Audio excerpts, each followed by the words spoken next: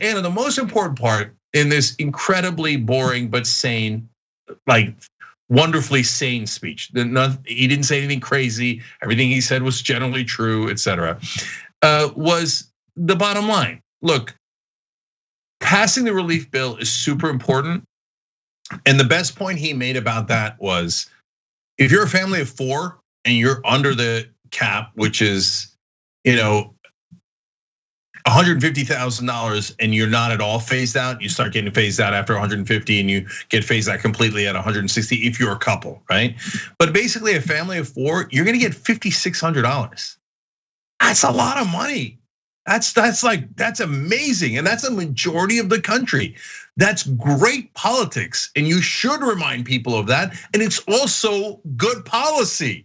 I mean, that almost never happens in Washington. Good policy and good politics. So I love that he pointed out. So that's half the results. The other half is, are they just gonna be able to deliver on execution of the vaccine? Because I want the vaccine. I want to go back and be able to enjoy life and be with my family and travel and do all the things that we used to do. So if they deliver the vaccine in good time, great. Then they did a wonderful job.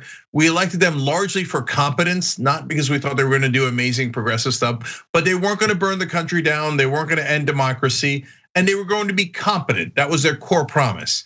So that's what they have to deliver on now. If people don't get the vaccines in time, they're gonna be furious. If they do, then mission accomplished. Yeah, so I have one critique that I wanted to share, and I'm sure that it didn't even register with most people, but I guess I was sensitive to it because I know that some countries that aren't as fortunate as wealthy developed countries like ours have had a difficult time getting the vaccine. And so I think that his line that the United States is outpacing the rest of the world with vaccinations. First of all, I don't know if that's true. I would want to fact check that. Secondly, just taking it at face value, I don't really think that's something to be bragging about. I mean, we shouldn't be competing with other countries in regard to vaccinating. We should be working with other countries to ensure that as many people get vaccinated as possible, because this is clearly a airborne, easily transmittable virus.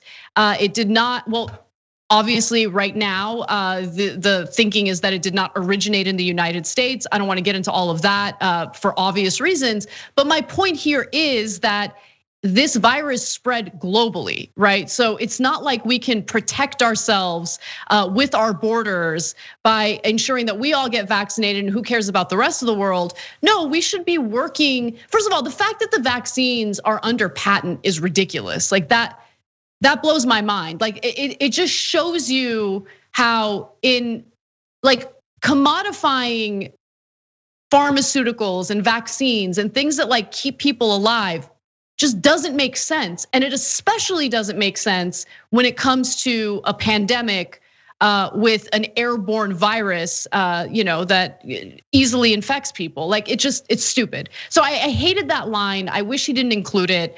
Maybe I'm making a big deal out of a small thing, but it's not a small thing. I think that it's really a tragedy that certain countries that aren't as developed as the United States or the Western countries have to suffer the consequences of this capitalistic health infrastructure that's been absolutely devastating. It's dumb, and we shouldn't be bragging about it. Thanks for watching The Young Turks. Really appreciate it. Another way to show support is through YouTube memberships.